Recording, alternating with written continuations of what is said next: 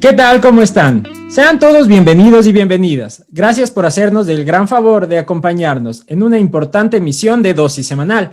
De manera respetuosa y con el mismo cariño de siempre, te saludo. Mi nombre es Daniel Altamirano. Espero que todos estén muy bien en sus hogares. Nuevamente para nosotros es un gusto que nos acompañen en un nuevo capítulo del segmento Personajes. Como siempre doy un cordial saludo a Daniel y a nuestro personaje que se une a la familia de Dosis Semanal. Soy Renato Bautista. Sean ustedes bienvenidos. Irreverente y creador de un estilo único, ha sabido llevar al periodismo y a la crítica de la crónica en otro sentido de la vida y de los estratos sociales. Así es Jonathan Carrera. El Doctor Muerte, como muchos lo conocen, ha tenido la gran gentileza de acompañarnos la noche de hoy. Es para nosotros un gusto, pues sin duda alguna es un referente del periodismo, independientemente de la rama elegida. Curioso, pues no trabajaba inicialmente en esto, pero las vueltas de la vida lo llevan a convertirse en uno de los mejores cronistas que ha tenido el país, siendo reconocido a lo largo del mismo como uno de los personajes más interesantes al momento de escuchar una crónica roja. Es para nosotros un gusto contar esta noche con el gran Jonathan Carrera. ¿Cómo está, Jonathan? ¿Cómo le va? Buenas noches, hola, ¿qué tal? Un saludo cordial para todos ustedes. Muchísimas gracias por la invitación, Renato, Daniel, señor Altamirano, señor Bautista, muchísimas gracias, pues para conversar de lo que quieran, de todo un poco. Siempre es importante conversar, dialogar y establecer criterios comunes, a veces sí, a veces no, a veces disímiles, distantes, pero siempre interesantes, ¿no? Es un gusto para nosotros que haya aceptado esta invitación y que nos regale su tiempo. Un poco para entrar en la onda de conocer un poco más acerca suyo, quisiera preguntarle, ¿cuál es un recuerdo vívido que usted tenga de su niñez? Oh, de mi niñez, de mi infancia, pues no lo sé. Casi todos los recuerdos de la infancia son siempre alegres.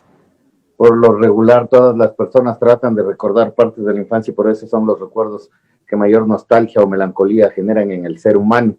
Sin embargo, no todos los sentimientos pueden ser de una alegría imperecedera, ¿no? Siempre hay recuerdos tristes, siempre hay recuerdos que son alegres, diferentes, distantes, las épocas de colegio, las épocas de escuela. Incluso Freud establecía que necesariamente las personas empiezan a tener sus primeros traumas en la niñez y sus recuerdos de la niñez son los que se les proyectan como personas dentro del futuro cercano.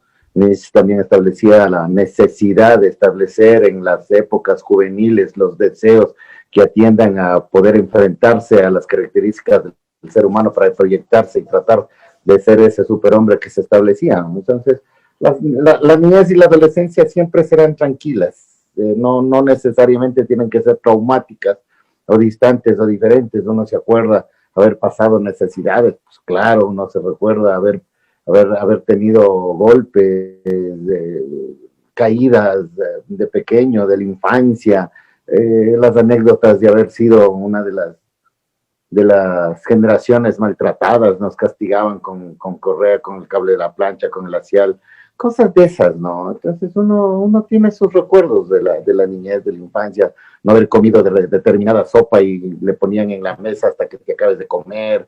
O sea, son diferentes tipos de recuerdos. No existe un recuerdo que haya marcado un trauma diferente o un trauma que haya logrado calar o generar algún tipo de respuesta emotiva, emocional o un vínculo que pueda denotar algún tipo de respuesta emocional en el futuro, ¿no?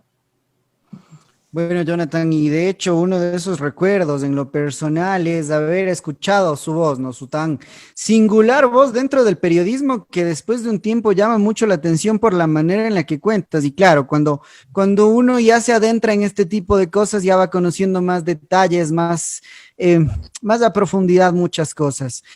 Partiendo de eso, mi admiración, mi respeto y muchas gracias nuevamente. Jonathan, usted escribe personas, episodios, capítulos finales en la vida de la gente muchas veces, pero ¿cómo se describiría a sí mismo? ¿Quién es para usted Jonathan Carrera? Yo suelo decir que soy un ser humano, peor cosa no puedo ser, decía Mark Twain. Decía, cuando me presentan a una persona no me interesa saber quién es ni a qué se dedica, es un ser humano, peor cosa no puede ser, y me defino de la misma manera. Soy un simple ser humano lleno de más de defectos que de virtudes, profundamente lector de la literatura, de la poesía. Me fascina Nietzsche, Schopenhauer, Thomas Hobbes, leo mucho a García Márquez, Vargas Llosa, Saramago sobre todo, Borja, Baudelaire, Rimbaud, Palacio. O sea, uno lee lo que le cae encima, nada más, uno lee lo que encuentra, lo que busca a veces en las traperías de libros. Uno es lo que lee, pero uno tiene que leer para liberarse y uno tiene que entender lo que lee para liberarse de aquello que se lee, porque muchas veces nos volvemos esclavos de lo que leemos pensando que es una verdad absoluta cuando a lo mejor es solamente una arista, una certeza, no es una verdad, porque tendríamos que empezar a leerle a Balmes El problema de la certeza y la verdad, un libro de la filosofía fundamental, en el tomo primero donde está la discusión sobre la certeza y la verdad, para poder tratar de determinar qué somos, quiénes somos, a qué nos dedicamos, qué es lo que sentimos, qué es lo que podemos hacer a futuro o en nuestra vida o nuestro pasado. Cada una de las marcas que se han ido produciendo a través del tiempo son los que nos establecen como seres humanos. Yo soy quien soy y no me parezco a nadie. Y si alguien se parece a mí, ese no soy yo, suelo decir con mucha frecuencia, porque en realidad el ser humano tiene que tratar de ser auténtico, original y buscar lo que todos buscamos, trascendencia. A la final eso es lo que busca el ser humano, por eso se inventaron las religiones. Tratar de sobrevivirle a la muerte, tratar de estar más allá, tratar de encontrarle un sentido, una naturaleza, un respiro a lo que es esta efímera existencia del ser humano, como lo decía Epicuro, ¿no? Claro, Jonathan. Dentro de esta efímera existencia que usted lo llama, ¿cuál es el plato que Jonathan siempre desearía comer? Algo que a donde vaya lo pedirías. No tengo comidas favoritas, como de todo un poco, pero en realidad, por ejemplo, siempre he dicho, me gusta mucho el jaguar loco con doble porción de sangre, porque solamente con una porción como que no queda, tiene que ser siempre dos. O sea, y les causa mucha gracia a las personas, ¿no? Dicen, no, pero ¿cómo es eso? Sí, es que es doble porción de sangre, no porque sea Jonathan Sangrero, como muchos me han dicho, o como el doctor Muerte, que siempre ha sido, porque me dicen doctor, pero doctor se la pose.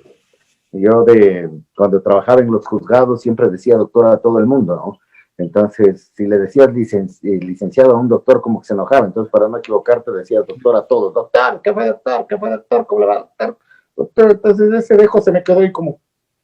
cuando trabajaba en el diario El Extra, hubo el caso de un médico que era pediatra, que había cometido varios crímenes, fue un asesino serial, esto en la época de los 90, entonces le apodamos como el Doctor Muerte y se tituló así en el diario El Extra y en otros diarios de la capital, y varios compañeros que cubríamos Crónica Roja en ese entonces, pues me clavaron el mote, doctor Muerte. Entonces se me quedó el Doctor Muerte ya como un mote que lo acepto de la manera jocosa y de la manera cariñosa con lo que la gente me ha sabido catalogar a lo largo de estos años de hacer lo que yo digo, contar historias. Soy un encontrado del periodismo, no estudié comunicación social. Lo único que hago es contar historias de la manera que yo creo que la debo contar, de la manera en la que pienso que debe ser contada, sintiendo, creando una sensación, creando un mundo en el cual se puedan narrar los sentimientos de la persona en el momento en que suceden esos hechos emocionales que nos afectan a todos. Homo sum mi alenium puto, solía decir Terencio. Hombre soy, nada de lo humano me es ajeno. En realidad, para ir entrando un poco en materia, justo lo mencionábamos, ¿no? El tema de Doctor Muerte, el tema de varias parodias que se han realizado a lo largo de su carrera, por lo que dijimos, ¿no? Un personaje establecido prácticamente ya en el periodismo, y a pesar de no haber estudiado comunicación social, uno de los personajes que más han marcado a la comunicación. ¿Qué es la Crónica Roja para Jonathan Carrera? ¿Cómo la ve? ¿Cómo la definiría? Es una necesidad, porque la Crónica Roja es la esencia pura de lo que es el hecho noticioso. O sea, la noticia tiene características, ¿no? Sabemos que los criterios de noticiabilidad, que son emotividad, número, cercanía, tiempo, espacio, etcétera. Entonces, la Crónica Roja, la noticia de Crónica Roja cumple con todos esos parámetros. Entonces, la crónica es la noticia pura, la que debería ser contada como es. Muchas veces en la academia se olvidan, ¿no? Dicen que el periodista tiene que aprender a contar el qué, el cómo, el cuándo, el dónde y el para qué. Y yo les suelo decir, pero se olvidan de contar el qué sentimos, qué sintieron, qué sentiremos, qué sentirán las personas que están escuchando, oyendo, viendo esta noticia. Entonces, es emoción. El sensacionalismo viene de sensación, sensacionalizar, ¿no? generar emoción, generar una característica sentimental, no exagerar, no mentir, no decir lo que no sucede, sino mostrar la verdad tal cual es, esa cruda realidad que muchas veces queremos engañarnos, que no existe, pero la realidad es que las sociedades empiezan a crecer y a perfeccionarse precisamente por esas anomalías, por esas cosas que están distensionando la alegría, la normalidad, por así decirlo, de la convivencia social que decía Rousseau. Entonces, ¿qué es lo que tienes que hacer? Narrar y contar esos hechos para que una vez contados esos hechos podamos buscarles una salida, una explicación, una prevención si es que se quiere, porque en realidad creo que la crónica roja es extremadamente preventiva. Si decimos o si no decimos, estaríamos causando un problema o creando un problema. Las tipologías delictuales, por ejemplo, se van creando a través del conocimiento de los hechos violentos que se suceden dentro de la sociedad. O sea, por eso hay la diversificación del tipo penal del homicidio, el homicidio simple, el homicidio planificado, el asesinato, la muerte preterintencional. Todo eso se va tipificando de acuerdo a qué, al encuentro de estos hechos de crónica roja que se producen en la sociedad con el nivel de frecuencia suficiente para convertirse en una necesidad que debe ser normada y reglada para poder seguir conviviendo en lo que medianamente llamamos una paz dentro de la ética y la moral kantiana, ¿no? Exacto. ¿Qué le sorprende a estas alturas a Jonathan Carrera? Obviamente debió haber visto desde asesinatos hasta desmembramientos. ¿Y qué le sorprende a Jonathan Carrera en estos días? Creo que he hecho de todo, absolutamente, en esta carrera de contar historias, si es que le puede llamarse carrera. He visto en estos 25, 30 años, creo que llevo haciendo periodismo, crónica, contando historias, habré visto cerca de 2 o 3 cadáveres diarios, así poniéndole un promedio, ¿no? Entonces, son como 20.000, 30.000 muertos que he visto de todos, tiroteados, asfixiados, ahorcados, quemados, triturados, pedaceados, retaseados, aplastados, apuñalados. O sea, creo que he visto absolutamente todo. He visto la muerte muy de cerca. Pasado he visto gente que ha agonizado frente a mí y cada historia es diferente. Creo que habré hecho 500, 700, 800 suicidios en esta vida y creo que cada historia, cada suicidio marca una arista diferente. Podrían haber generalidades, qué sé yo, y eso, las generalidades van para las estadísticas. Personas de 12 a 14 años, de estudiantes, llegan el mes de octubre, que pierden los años, etcétera, etcétera, que son generalidades. Pero cada historia marca un hito, algo diferente, porque en realidad son las emociones, las sensaciones y los sentimientos, el cantarle a esa emoción, a ese sentimiento, ese dolor, esa angustia, esa amargura, ¿no? Melancolía, madre mía, en tus brazos he de dormir y he de soñar, melancolía, el dulce orgullo de sufrir, algo de la generación decapitada. Quizás la voluntad única que recibí del orbe es la de ver muy claro mi propia pequeñez, el ocaso de mi alma, ni una medida absorbe, ni una mejilla fresca baña de palidez, desvanecióse el ansia de la sabiduría desde que me visitan la pena y el dolor. Yo no creo que un sabio pueda con su alegría borrar la certidumbre de un simple trovador, y ahí le puedes poner la parte que es fundamental en la persona que ha fallecido. Eso pensaba quizás taciturno, diurno, pensando en sus problemas, en sus penas, en sus amarguras, Juan, y allende el horizonte, en lo más alto de Totiuco, enfrente de un bosque, escogió el árbol desde el cual poder colgar para siempre sus temores. ¿Por qué no poner ese tipo de frases, ese tipo de versos de la generación decapitada para generar precisamente una empatía con la persona que está escuchando, que está oyendo, que está viendo, y que esa persona piense y que analice y que crea que a lo mejor la salida para él no es del suicidio, regrese a ver a sus familiares, a sus amigos, a sus hijos y trate de evitar hacerlo? ¿Por qué no generar esa emotividad, esa sensación para que las demás puedan sentir lo que a lo mejor él sintió, esa pena, ese desgano, ese despecho por la vida, y le puedan ayudar para que trate de dar esos vicios psicológicos que muchas veces dan los suicidios, para que la gente pueda interpretar su vida de otra forma y seguir adelante, a pesar de que lo que podemos pensar o creer nosotros o las personas que son extremadamente sujetos tristes, como yo suelo decir, profundamente adoradores de la amargura, de la pena, y que solamente creemos en la tristeza como una de las formas de poder crecer y de poder cambiar. Schopenhauer decía: sufro, luego existo, y esa es la única verdad. Y supongo, Jonathan, en el transcurso de esto que hubo molestias del tema tradicional de presentarse las noticias, de contar las historias, ¿Cómo lo vieron al principio? ¿Qué le dijeron a Jonathan cuando comenzó a redactar de tal manera, a poner un poco de toda esta poesía que nos ha dado en este corto tiempo? ¿Qué le dijeron? ¿Cuál fue la reacción de la gente? No tengo idea, les gustó. O sea, yo llegué a trabajar en el diario Electra y hacían 500, 600 caracteres, por ejemplo, de un suicidio, porque decían que los suicidas no contaban la historia. Sin embargo, yo llegué y conté una historia en cerca de 2.500 caracteres con todas las revistas que yo había visto, que yo había analizado, que yo había sentido. Y me dijeron que le encantó al jefe de redacción de en ese entonces, Máximo García. Y me dijo, puta, Jonathan, qué bestialidad, no habíamos tenido a alguien que escriba así, de esta manera, ni siquiera puedo editar, ni siquiera puedo cortar tu nota, así que la voy a publicar tal cual, y la publicó en 2 páginas centrales en el diario El Extra. Y le encantó, y después dijo que le gustaba cómo escribía, porque yo fui solamente como reemplazo de un hermano que se fue a Estados Unidos, necesitaba un reemplazo 15 días, yo fui a reemplazarle 15 días nada más, y yo les dije, verán, yo vengo y trabajo acá solo la mañana, porque la tarde para mi oficina jurídica en la cual yo estaba trabajando. No soy abogado, no soy doctor de jurisprudencia, soy tinterillo, yo suelo decir, y hasta ahora mi pasión siempre ha sido el derecho, y esto también de contar historias del periodismo, indudablemente. Entonces yo llego a ser un encontrado del periodismo, les gustó cómo escribo, les gustó cómo hago las cosas, y pues de esas vueltas hasta ahora sigo escribiendo así, sigo hablando así. Me dicen que tengo voz nasal, que no respiro cuando hablo, que respiro y suelto todas las ideas y mantengo el aire siempre, y por eso el tono nasal de mi voz. Y pues digo, pues así hablo, esta es la manera, porque en realidad los estilos son los que marcan la diferencia. Estamos viviendo épocas en las que, debido a la tecnología, por ejemplo, todo el mundo tiene acceso a la información, absolutamente todos. Todos tienen un celular y todos pueden comunicar, todos pueden contar, todos pueden hacer. Entonces el periodismo es un oficio de hacer más que de conocer, digo yo, aunque no le hago a un lado a la academia, respeto a la academia, pero creo que el periodista se hace haciendo.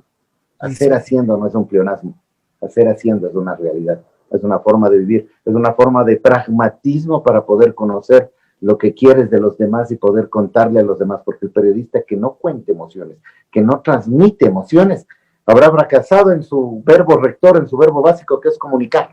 ¿Comunicar qué? Si no sientes lo que los demás han sentido, y que tienes que generar la empatía suficiente para poder contarlo y hacer que los demás sientan algo de esa desesperación y de esa amargura que tú sentiste al narrar un hecho diferente, doloroso y muchas veces angustioso. Exacto. Jonathan, ¿cómo definirías la muerte? ¿Te ha acompañado, ha sido tu compañera en tantas notas? La muerte siempre ha sido una necesidad. La muerte es una necesidad. Leerle el Biotanatos de John Doe, por ejemplo, siempre te deja ver el Biotanatos de John Doe. Es un libro que fue prohibido por la Iglesia Católica en el año 1600. Es un libro que dice que el suicidio muchas veces fue una necesidad del ser humano, porque si vinieron las religiones a inventarse que tenemos que vivir y que tenemos que ser alegres, entonces ¿para qué estamos en esta vida sufriendo? Tenemos que irnos rápidamente al nirvana o rápidamente al paraíso. Pero entonces, como veían que se estaban perdiendo feligreses, que se perdían adeptos a las religiones, entonces todas las religiones lo primero que hicieron fue condenar el suicidio. Decir que las personas que se suicidaban no entraban al paraíso, sino que estaban condenadas al ostracismo, que nunca iban a entrar. Entonces obligaban a las personas al sufrimiento. Y el ser humano se volvió un sujeto triste, un sujeto sufridor, un sujeto que necesariamente aceptaba su condición y su naturaleza de no poder crecer más allá de donde había nacido.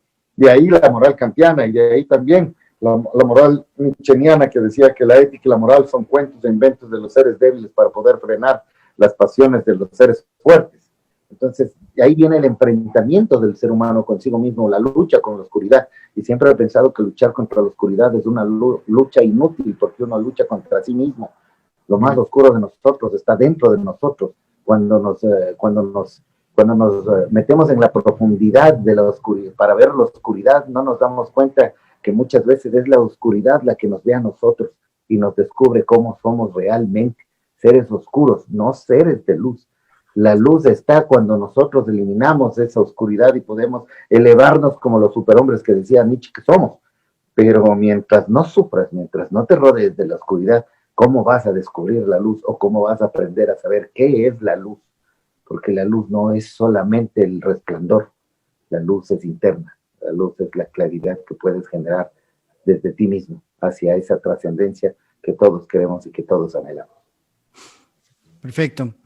La empatía se ha vuelto parte del día a día de Jonathan por todas las historias que ha visto. Estamos hablando cerca de 3 muertes diarias, casi nos comentó, ¿no? Ahora, muertes, accidentes, afecciones, que bueno, se ven todos los días. Tal vez no me gustaría preguntar la experiencia más fuerte, porque hablamos, como le digo, de un número grande de muertes. Pero sí me gustaría preguntar cómo resume lo que pasa después de la muerte, no con quién se va, con quién se queda. ¿Qué parámetro o qué hablábamos justo antes de patrones que se quedan marcados? No necesariamente todas las muertes van a ser iguales, obviamente, pero sí hay ciertos patrones que las muertes marcan. La gente que se queda aquí, los familiares que tal vez no quieren hablar después de una entrevista, ¿cómo lo calificaría? ¿Cómo lo resumiría? ¿Cómo se maneja? La muerte deja su marca en el vivo. Nadie ha regresado de la muerte como para decirnos esto es lo que me pasó después de haber fallecido. No existe. Solo existe en la literatura y en la mitología religiosa, de todas las religiones, no solamente la católica con sus derivaciones, la evangélica, luterana con sus derivaciones, no, absolutamente en todas las religiones, musulmana, taoísmo, sintoísmo, todos este tipo de religiones que buscan un ser superior que guíe los destinos de los demás marcan la diferencia entre la vida y la muerte, y es la muerte la trascendencia, y en la muerte es a donde ofrecen la redención de lo que no pudieron hacer en vida. Entonces la muerte a quien marca es a los que se quedan. La muerte marca a los que están para ver lo que sucedió, para analizar lo que sucedió, para determinar qué es lo que le pudo haber pasado a una persona, si la muerte fue accidental, si fue violenta, y empiezan las diferencias, las divisiones, accidente o muerte, o la muerte natural, se murió por enfermedad, ni siquiera se murió por un accidente, se murió de forma violenta, y la forma violenta ya viene del asesinato, el crimen, o el ahogamiento, que puede ser ya una forma accidental de la muerte. Entonces vienen las tipificaciones, pero ¿quién tipifica todo eso? Tipifica el vivo, no el muerto. El muerto está, el muerto no tiene participio activo. No es el atacado, es el atacante. El participio activo es el que pone la semántica. Entonces son las personas las que deciden exactamente qué poner y qué decir de cada muerto. Y es como decimos lo que pensamos o lo que hacemos o la forma en la que murió esa persona, lo que va a marcar la diferencia entre lo que fue y entre lo que será dentro del recuerdo de los demás. Schopenhauer decía que la verdadera muerte es el olvido. Cuando olvidamos a las personas es cuando habrán muerto. Mientras no las olvidemos, seguirán vivas. Esa es la idea y la necesidad de trascender del ser humano. ¿Quiénes han trascendido? Pues han trascendido únicamente los filósofos. Las personas que han logrado tener ideologías, buenas o malas, pero ideologías al fin, ideologías de muerte, de destrucción, de crimen, de asesinato, pero son ideologías que los han hecho transmutarse en seres humanos que no perecen, porque siempre están en la memoria colectiva de las demás personas, para bien o para mal. Obviamente hay diferencias. O sea, no le vamos a comparar a un criminal, a un asesino que dejó violando a 300, 400 niñas como Pedro Alonso López, o no le vamos a comparar con Friedrich Nietzsche o con Schopenhauer, obviamente, ¿no? Siempre va a haber alguien que se exagere y me diga, no, ¿cómo está comparando? No estoy comparando, estoy diciendo que de cierta manera, de una u otra, las personas han trascendido por los actos que han hecho en su vida. El karma, el dharma y el siddhartha, que está en el primer libro del Bhagavad Gita, escrito por Swami Prabhupada, son muestras de lo que el ser humano siempre ha sido y siempre es, y todas las religiones tienen ese tipo de similitudes, ¿no? ¿Qué quisiera que se diga en el día de su muerte? Tal vez tiene algo en especial que quiere que la gente escuche, sus familiares, tal vez. Vivió como pudo. Lo único que hacemos, vivir como podemos, tratar de sobrevivirle a la vida. Nadie sabe lo de nadie. Nadie sabe si tenemos, no tenemos, si pasamos hambre, si pasamos dificultades. Con lo poco que somos, creo que he hecho lo que yo he querido cuando he querido, y en el momento que he requerido hacer algo. He amado, me han amado, he perdido, he ganado, he llorado, he reído. He hecho todo lo que un ser humano puede hacer. No soy malo, he tratado de no ser malo, pero he sido malo. He tratado de no ser malo a propósito, porque la maldad pura es lo único que que no debería hacerse, pero sin embargo hemos tratado de ser buenos a pesar de la maldad innata que existe en el ser humano, porque el ser humano es capaz de las peores bajezas, así como de los más grandes y nobles actos de heroicidad. Este ser humano, este mismo envase, es malo y es bueno al mismo tiempo. O sea, no podemos negar, por ejemplo, que el rey de Corintio, el que dijo, es bueno ser noble, se me va el nombre del tema, es bueno vivir con nobleza durante toda tu vida. Fue tan malo que el día de su muerte ordenó que les maten a las dos personas que le iban a enterrar y contrató dos personas más que les maten a estos dos que le enterraron y dos más que le sigan matando y así sucesivamente hasta un número de 120 para tratar de evitar que su cadáver, por el nivel de tiranía que tenía, fuera sacado de la tumba y desmembrado y descuartizado, que era una costumbre muy común en la Grecia antigua. Entonces somos seres humanos malos y buenos al mismo tiempo y en esencia más malos que buenos, más llenos de defectos que virtudes. Los 12 Césares de Suetonio es un libro que debería ser leído por todos, porque cada uno de los Césares inventó algo importantísimo para la humanidad. El derecho romano es la base del derecho francés y el derecho francés es la base del derecho chileno, por ejemplo, y el derecho chileno es la base del derecho civil ecuatoriano. El derecho francés se va a los anglosajones y la base del derecho de todo Sajonia y de todos los anglos que después se unificaron para convertir el reino inglés y que después se fue para Estados Unidos, todo ese lado occidental siempre viene de una sola fuente común que es el derecho romano. Los Césares, Tiberio, hacían a dar niños de 3 y 5 años entre sus piernas para después violarles. Era un pedófilo, pero él inventó los dos nombres y los dos apellidos, es decir, la filiación como la conocemos hasta ahora, después de 2500 años de historia, es inventada por un pedófilo. La máxima del derecho romano se presume la inocencia de las personas y no la culpabilidad, es inventado por Calígula, y Calígula asesina a su propia madre y a su abuela porque pensó que estaban conspirando contra él. O sea, lo peor del ser humano ha dado también los más grandes íconos del derecho y la igualdad entre las personas. ¿Cómo explican eso ahora los activistas? ¿Cómo explican ahora todas las personas que dicen, mucha, no, estas son las figuras? Yo siempre he dicho las figuras son personas, y las ideologías son las que perduran, no las personas ni las figuras, porque las figuras se hacen estatuas y las estatuas son de hierro y el hierro a la final con el tiempo se dobla, la ideología no se dobla jamás. Recuerden ustedes que Simón Bolívar, que es el ícono de la liberación latinoamericana, era considerado un hombre extremadamente lujúrico, lascivo, fue un ladrón, se llevó todos los tesoros de Lima, donde aparte de llevarse los tesoros de Lima, se llevó la virginidad de algunas damas nobles y se acostaba con las esposas de los nobles también, y por eso era un hombre bastante odiado en Lima. No le odiaron de gana. Recuerden la noche de Nariño, donde mató a ejecutar a cerca de 1200 personas, Simón Bolívar. Entonces, sí, el hombre, el gran libertador, nunca pudo liberarse de sus propias pasiones. Sócrates escribía en el Fedro, el texto 29, no me acuerdo cuál es, conversaba en los diálogos de Platón, el diálogo 29, Platón establecía que son las pasiones las que generan los pensamientos de los seres humanos, y todos los tiranos siempre han sido extremadamente pasionales, pero de esas pasiones son de donde salen las normas jurídicas que pueden establecerse para una sociedad que no puede sucumbir a las pasiones de las que sucumbe el poderoso. Está en los diálogos de Platón.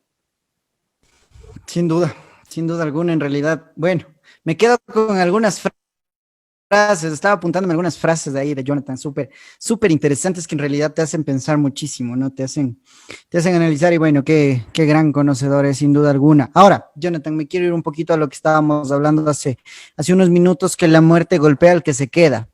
Los problemas para Jonathan Carrera, por su carrera periodística, han sido un problema. ¿Algún día sintió miedo, más que miedo personal, por el tema familiar o por alguna persona que puedan hacerle daño? Porque ha topado casos sensibles, ¿no? Se han hablado de algunas cosas, han llegado amenazas de muerte a su persona. ¿Alguna vez sintió ese miedo, no porque le hagan algo a usted, sino porque le hagan algo a alguien más, a algún ser familiar querido? Siempre es el miedo a la familia. Si hacen daño a mi familia, o hacen daño a lo que más quiero, que serían mis hijas, no perdono yo. Soy bien indio para odiar, yo odio feo, yo odio con fuerza, y no perdono cuando hacen daño a las personas que quiero, no lo hago. Ya no me interesa que me digan, no, tienes que ser un ser humano, tu corazón, que en época de Navidad, que en época de Año Nuevo, perdona, no, yo no perdono, yo no soy así. Soy extremadamente visceral, extremadamente pasional. Es cierto, ¿no? Yo a la gente tampoco le juzgo por eso, o por lo que sea. Por esa es mi característica de decir lo que pienso y lo que creo y contarle a la gente lo que ha sucedido y cómo ha sucedido, con esa objetividad y esa transparencia de sentir exactamente lo mismo que pueden haber sentido las otras personas, sentir odio, sentir rencor, sentir amargura, sentir alegría, igual que el resto de seres humanos, porque yo no soy nadie para dar consejos a nadie, ni para decirle a la gente cómo se debe portar o cómo no se debe portar. Son 24 veces las que me han querido matar. Fui blanco operativo de las FARC, me quisieron matar los rusos, los choneros, me quisieron mal, narcotraficantes, policías, servicios secretos, o sea, ha habido absolutamente todo. Donde mi familia llegaron un día, me sacaron a la madrugada para cambiarme de casa en medio de extremas medidas de seguridad, porque estaba siendo seguido por las FARC. A la semana se acercaron a mi primera esposa en una tienda y le dijeron personas de acento colombiano que para qué corro, y al final, cuando quieran hacerme daño, lo van a hacer. Entonces, son cosas que han pasado, son cosas que han sucedido.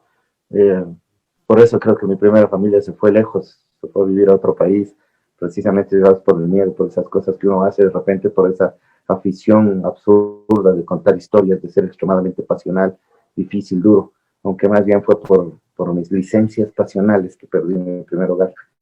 ¿Cuál ha sido la vez que más cerca te has sentido? ¿Cuál ha sido la vez que...? No, varias veces, me han querido disparar. Estuve negociando personas secuestradas, soy el único en este país que ha negociado la liberación de secuestrados.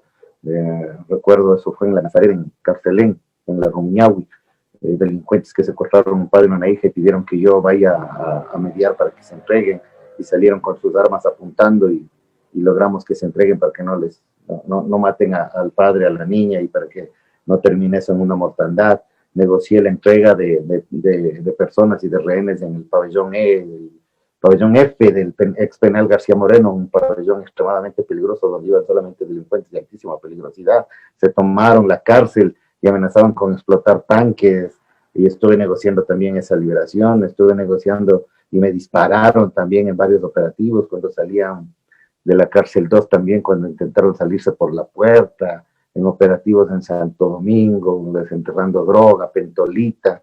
O sea, creo que he hecho mucho, he hecho cosas que en realidad en esta carrera periodística puedo decirles que sin falsa vanidad, sin falsa egolatría, que no lo ha hecho absolutamente nadie. Nadie como yo ha operado mulas del narcotráfico. Nadie como yo ha entrevistado personas agonizando. Nadie como yo ha visto operativos muy de cerca. Nadie como yo ha hablado con jefes de bandas. Nadie como yo le han aceptado jefes de bandas asesinar 53 personas. No lo ha hecho absolutamente nadie, lo único que lo ha hecho he sido yo. Y no es porque sea bueno, me jacte de alguna cosa, sino porque creo que soy un ser humano. Y igual me llevo con el asesino, con el criminal, con el gerente, con el ministro, con el señor de a pie, y sigo comiendo mote en las esquinas y sigo siendo lo que soy. Solamente un ser humano y nada más, que se entera de cosas y cuando ve a otras personas no las juzga. No tengo por qué hacerlo. No tengo esas prerrogativas de criminalizar a las personas por lo que hace, por lo que deja de hacer. O sea, peor que un ser humano no puede ser, y aparte también es un asesino o un sicario. Pero yo he visto a sicarios abrazar a sus hijos y enseñarles a dividir y a multiplicar. Yo he visto criminales hacer justicia. He visto narcotraficantes ayudar a los demás. Son seres humanos a la final. Y eso es lo extraño, y eso es lo difícil. Y creo que eso es lo que me ha gustado de esto, de contar historias, que puedo buscar todavía los rasgos de humanidad en cada una de las personas a las que entrevisto, a las que veo o con las que estoy. Esa es la diferencia. La pandemia tocó tu puerta, la pandemia se hizo presente. ¿Cómo viviste esos días en los que el virus estaba acechando tu vida? Es complejo, es difícil. Obviamente, este COVID lo que hace es deprimir todo tu sistema nervioso central, el parasimpático, y obviamente la parte emocional siempre estará afectada.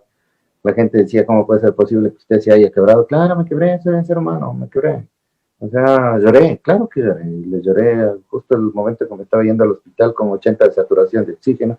Llegaron los médicos y me dijeron, vea, se queda aquí, se muere en 2 días. Vamos al hospital, ahorita hay una oportunidad de una cama porque alguien se murió. y yo tenía acceso a una cama, es porque alguien se murió, si no, no había. Tuve mucha suerte en eso. Personas directas muy queridas me ayudaron, entonces logré ingresar a un hospital. Entonces, obviamente, le dije a mi hermana llorando, pórtate bien, si es que no regreso, pórtate bien, nada más, es lo único que avancé a decirle. Y ya me llevaron para intubarme, me iban a intubar, me iban a poner tubo mecánico, respiración mecánica, pero por suerte no lo hicieron, digo por suerte porque yo creo que hubiese fallecido, hubiese muerto. Estaba solamente con el oxígeno, con la máscara de oxígeno, que no me la podía sacar para nada, y en 2 días, afortunadamente, en mi piso no se murió nadie.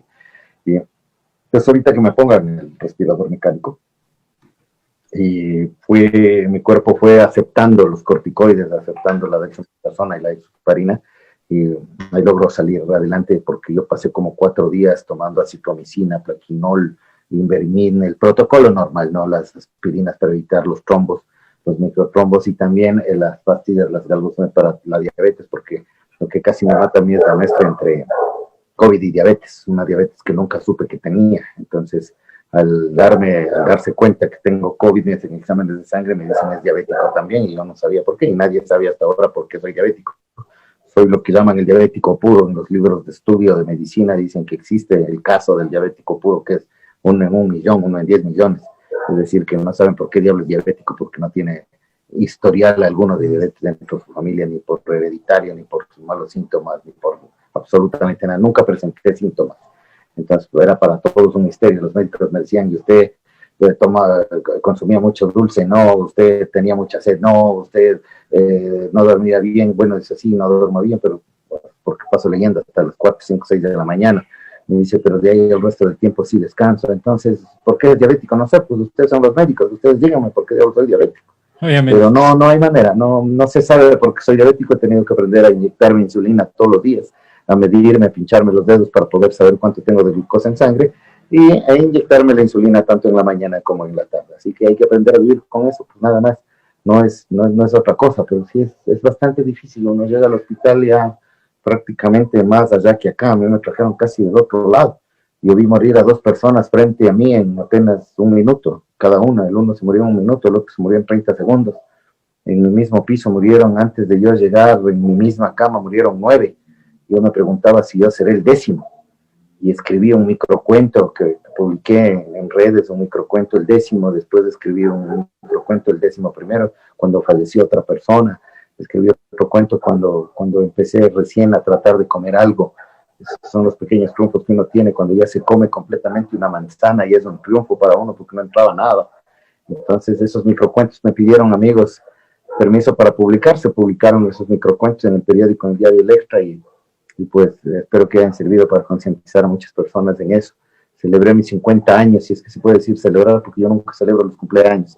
Siempre he pensado que no es un año más de vida, es un año menos de vida, es un año en el que nos acercamos cada vez más a la muerte, pero es bueno ir muriendo, digo yo, en compañía de las personas que se quiere, en compañía de las personas que le aprecian a uno, para buscar precisamente esa trascendencia, poder trascender y que la gente te recuerde y que se acuerde de ti. Momentos difíciles, claro, muy duro, verle morir a una persona frente a ti, verle la muerte de cerca. Yo le he visto la muerte, pero ya el cadáver sin una presencia, sin algo que esté ahí. Si yo le vi a la muerte, le vi 2 veces en 2 personas que habían agonizado en estos 30 años, y en esta vez le volví a ver 2 veces, y en esta vez le vi de frente, porque me vio y le vi. O sea, es un señor que entró porque entró a ocupar la cama de otro paciente que había fallecido. Fue el primero que vi fallecer, un viejito que no se ponía, la mascarilla porque le estorbaba, y un momento que se sacó la mascarilla, fue solamente 1 minuto y falleció. Así de rápido mata el COVID. De ahí le llevaron al viejito el cadáver y limpiaron la cama en cerca de 15 a 20 minutos prolijamente para traer a otra persona que luche contra la muerte. Y trajeron a un señor que podía andar el primer día, y el segundo día ya no podía caminar. Un señor de unos 65 años que no quería ir a entubarse porque tenía miedo del tubo, de la respiración artificial, igual que yo tenía miedo, y él no quería ir al respirador mecánico hasta cuando en la noche, recuerdo, yo estaba al frente, en la cámara enfrente. El médico le dice, o vamos o se muere. Así de simple es esto. Le digo, yo no lo puedo obligar, yo no lo puedo entubar así no quiera, pero si no vamos, usted se muere. Así de simple es esto. Y el hombre creo que dice, sí, yo me levanto, se corren los médicos, y los auxiliares a preparar el respirador mecánico para llevarle al hombre. Yo me levanto al baño, era cerca de las 11:30, 12 de la noche, le levanto los pulgares y le digo, macho caracho, vaya por su familia, por usted, va a salir bien. Fui al baño, regresé, le quedé viendo, me quedó viendo, y después de unos 1 minuto, 2 minutos, empezó a sonar durísimo el respirador, el oxígeno que está pegado a las camas. Así que yo digo, ¿qué pasará? Me levanto, recorro la cortina, le quedo viendo, me queda viendo, pero ya no era él. Algo dentro de él me veía. Algo que vi un par de veces nada más en todos mis 30 años viendo muertos. De personas que están agonizando. Solamente lo he visto 2 veces y le vi esta vez. Y le vi, no es una mirada de miedo, no es algo que te dice te toca a ti. No sentí pánico, pavor, temor, no sentí miedo, no sentí escalofríos, un frío que recorre el cuerpo. No, no, solamente nos vimos. Nos vimos apenas un instante, o sea, 1 o 2 segundos, no fue más. Pero fue esas miradas que se quedan clavadas, que son eternas y que sabes que es algo más. No era el hombre que había hace un momento levantado el pulgar, no, no, era algo que estaba dentro de él. Algo estaba dentro de él y asumo que pudiera ser lo que todo el mundo llama el espíritu de la muerte, ya la fase final, la crisis final, el espíritu final. Caminé 3 pasos más a la puerta, les grité a las enfermeras, les dije, el señor está inconsciente, el señor se muere. Vinieron las enfermeras y lo único que hicieron fue cerrarle los ojos, porque había acabado de fallecer. En 30 segundos se murió ese señor.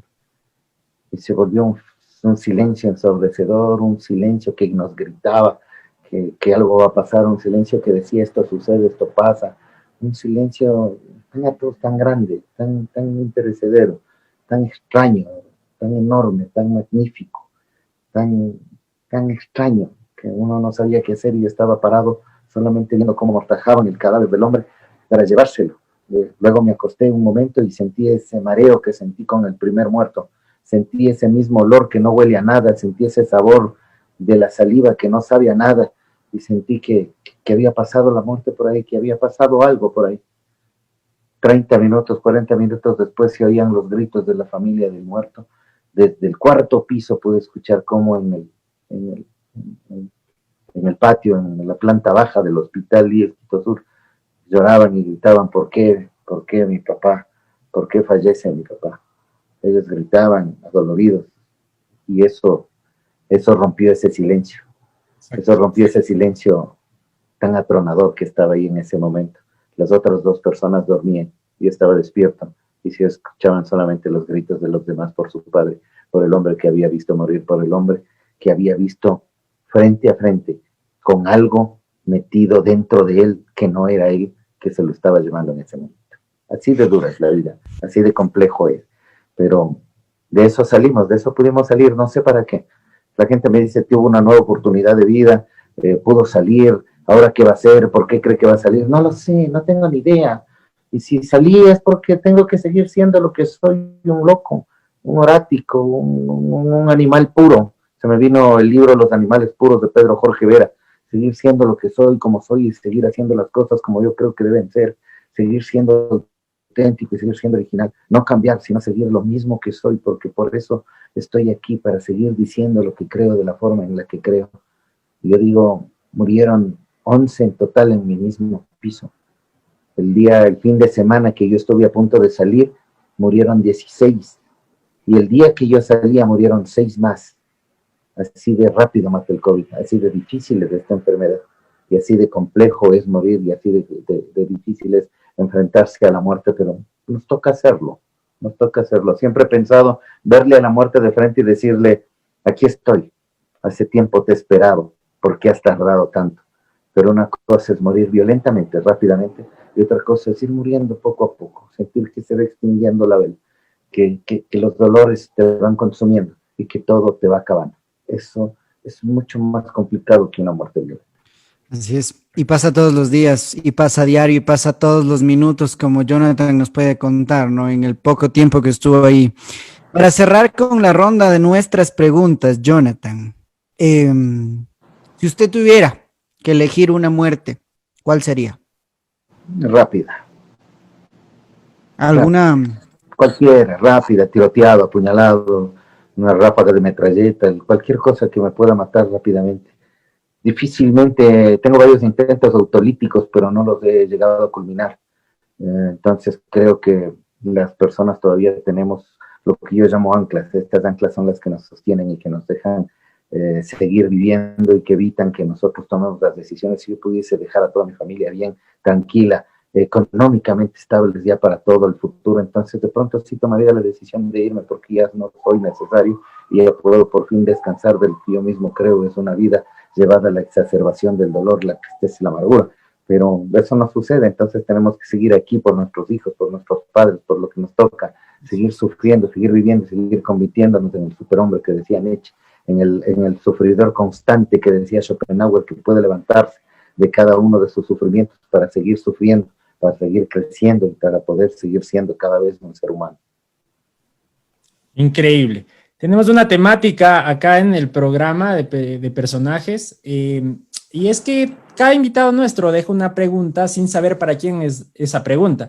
En este caso, nuestro anterior entrevistado fue Luis Eduardo Vivanco, periodista, y su pregunta, la que dejó, fue ¿quién repartió los hospitales? No, es interesante. Bueno, son preguntas políticas, ¿no? La pregunta que yo dejaría a las personas es, ¿eres un ser humano? ¿Eres un ser humano? Uh-huh. Perfecto, bueno. ¿Alguna respuesta a la pregunta de Luis Eduardo? Tengo ni la menor idea. Eso lo saben los políticos nada más. Ellos sabrán quién es el que repartió cada una de las cosas, porque en todos los gobiernos se han repartido, no solamente los hospitales, se han repartido los ministerios, se han repartido los dineros, se han repartido los fondos de reserva, se han repartido absolutamente todo. El ser humano es un repartidor por excelencia y un acumulador por excelencia. Entonces él acumula lo que no quiere repartir y reparte lo que no quiere acumular. Pero son los grupos los que acumulan para sí mismos para no repartir lo de los demás, o para repartir solamente a aquellos a quienes quieren darle algo para que ellos les den a sí mismos, les devuelvan la oportunidad de seguir acumulando lo que tienen. El ser humano lo que busca es poder, no busca riqueza, busca poder. Eso está en el libro de Leviatán de Thomas Hobbes. Las personas no necesitan riqueza, necesitan poder, porque a través del poder pueden obtener absolutamente todo lo que quieran y entre eso, la riqueza. Bueno, se respondió indirectamente. Y bueno, ya tenemos su pregunta. Nada más me queda, mi querido Jonathan, preguntarle, ¿qué tal se ha sentido? ¿Cómo le ha parecido la experiencia de estar aquí en Dosis Semanal? Muchas gracias, muy gentiles. Siempre es interesante conversar e intercambiar opiniones. Es bueno, ¿por qué no? Muchísimas gracias. Sin duda alguna, grandes y pequeños lo recuerdan. Por ahí hay ese recuerdo vívido de que todos hacían silencio cuando empezaban sus reportajes en los canales de televisión y luego ahora en estos momentos en radio. Renato. Bueno, ¿qué podemos decir del personaje que nos ha acompañado el día de hoy? Letrado, sin duda alguna, nos hemos dado cuenta en la entrevista. Le digo, Jonathan, Dani y yo tenemos como 4 libros cada uno anotados por ahí para revisarles, así que en realidad ha sido un gusto para nosotros poder compartir con usted, como le decimos, tal vez estamos comenzando en esto, pero siempre tenemos ahí ciertos pilares que nos sirven para darnos cuenta de cómo ciertas cosas se han movido en el periodismo. Uno de ellos es usted, claro está. Muchísimas gracias a ustedes siempre.